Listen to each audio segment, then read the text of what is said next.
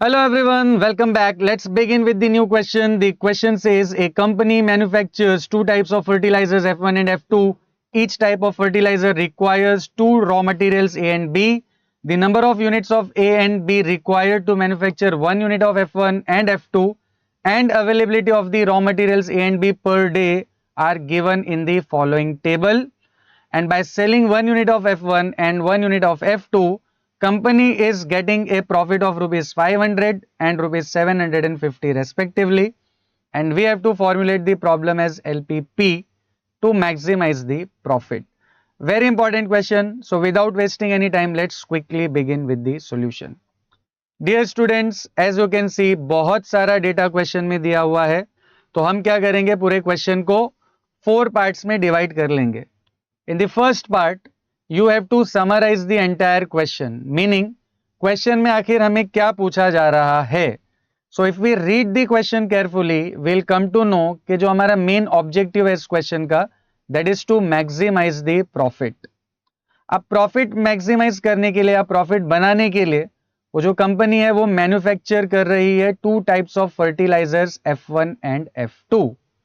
So the question is, how many units of fertilizer F1 and how many units of fertilizer F2 must be produced or manufactured to maximize the profit. Simple है, हमने identify कर लिया question को, तो हमें क्या find करना है, F1 के नंबर ऑफ यूनिट्स और F2 के number of units to be manufactured. तो हम क्या अज्यूम कर लेंगे कि जो कंपनी है, company is manufacturing X units of F1 and Y units of F2. So this is step number 1, identifying what is being asked in the question. Next step में we have to identify all the conditions given in the question. Conditions are also known as the constraints. तो next step में हमें क्या करना है, सारे constraints को identify करना है और उनको मैथमेटिकल फॉर्म में रिप्रेजेंट करना है. अब उसके लिए हम क्या करेंगे, ये जो भी डेटा हमको दिया हुआ है इसको हम एज इट इज कॉपी कर लेते हैं यहाँ पर. अब F1 के साथ हमने क्या एसोसिएट कर लिया, उसके नंबर ऑफ यूनिट्स X और F2 के साथ Y एंड बाकी सारा data as it is, right. ये जो भी इंफॉर्मेशन थी इसको हमने एज इट इज कॉपी कर लिया है. Now if we observe this table carefully, हमें क्लियरली दिखाई दे रहा है कि वो जो कंपनी है वो fertilisers F1 and F2 manufacture कर रही है, बट इनको मैन्युफैक्चर करने के लिए we require raw materials A and B. And ये जो रॉ मटेरियल A है ये मैक्सिमम 40 यूनिट्स ही अवेलेबल है and raw material B is available only 70 units. तो इसका मतलब दो कंडीशंस हमें दी हुई है, raw material A maximum 40 hours के लिए अवेलेबल है, 40 यूनिट्स अवेलेबल है and raw material B is available maximum of 70 units. तो अब इन दो कंडीशंस को हमको मैथमेटिकल फॉर्म में रीराइट करना है. So let's first start with constraints for raw material A. Alright, अब देखिए F1 का एक यूनिट बनाने के लिए रॉ मटेरियल A का 2 यूनिट यूज होता है. F1 का एक यूनिट बनाने के लिए रॉ मटेरियल A का 2 यूनिट यूज होता है. तो हम कितने यूनिट्स बना रहे हैं, X यूनिट्स. तो X यूनिट्स के लिए टोटल कितना रॉ मटेरियल A यूज हो जाएगा, 2 into X. Very easy. So material A requirement for X units of F1 will be 2 into X and similarly F2 का एक यूनिट बनाने के लिए मटेरियल A जो है 3 यूनिट यूज होता है. तो Y यूनिट्स के लिए टोटल कितना यूज हो जाएगा, 3 इंटू Y.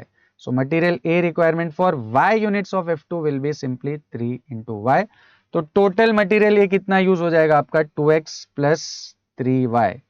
बट ये जो भी टोटल कंजम्पशन है ये 40 आवर्स 40 यूनिट्स को एक्सीड नहीं करना चाहिए. मैक्सिमम 40 यूनिट से अवेलेबल है, इसका मतलब 2x plus 3y must be less than और इक्वल टू 40, राइट. और एक शॉर्टकट क्या है, अवेलेबिलिटी के लिए हमेशा कौन सा सिंबल यूज होता है, कौन सा साइन यूज होता है, लेस देन और इक्वल टू साइन. अब जैसे हमने रॉ मटेरियल A का कंस्ट्रेंट बनाया है उसी तरह हम रॉ मटेरियल B का भी कंस्ट्रेंट बना सकते हैं. देखिए वैसे ही F1 का एक यूनिट बनाने के लिए रॉ मटेरियल B का एक यूनिट यूज होता है. तो X यूनिट्स के लिए कितना यूज हो जाएगा, 1 into X, right. So material B requirement for X units of F1 will be 1 into X and similarly F2 का एक यूनिट बनाने के लिए रॉ मटेरियल B जो है कितना यूज होता है, 4 यूनिट्स. तो Y यूनिट्स के लिए कितना यूज हो जाएगा, 4 into Y, right, 4 into Y.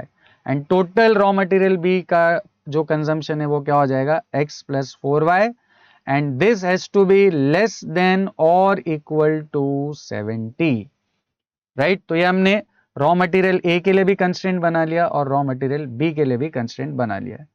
अब अलोंग विद दिस देखिए ये जो x और y है, these are the number of units of F1 and F2 being manufactured and logically ये कभी भी नेगेटिव नहीं हो सकते, right. You can not produce negative number of units, so we know that number of units of F1 and F2 can not be negative, meaning x and y हमेशा क्या होंगे, positive. That is x will always be greater than or equal to 0 and y will also be greater than and equal to 0.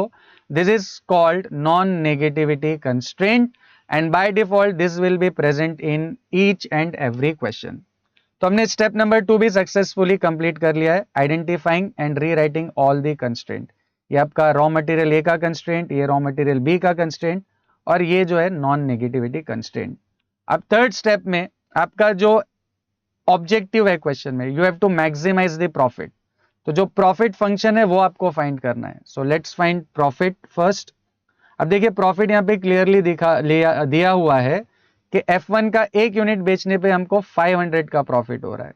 तो अगर हम x units बेचेंगे तो कितना profit हो जाएगा, 500 into x and plus F2 का एक यूनिट बेचने पे 750 का प्रॉफिट होता है, तो y यूनिट सेल करने पे कितना प्रॉफिट हो जाएगा, 750 इंटू y। तो this is the total profit और हमको ये टोटल प्रॉफिट को क्या करना है, मैक्सिमाइज। अब देखिए थर्ड स्टेप भी हमने कंप्लीट कर लिया है। फोर्थ स्टेप में you have to just summarize the entire data in systematic manner.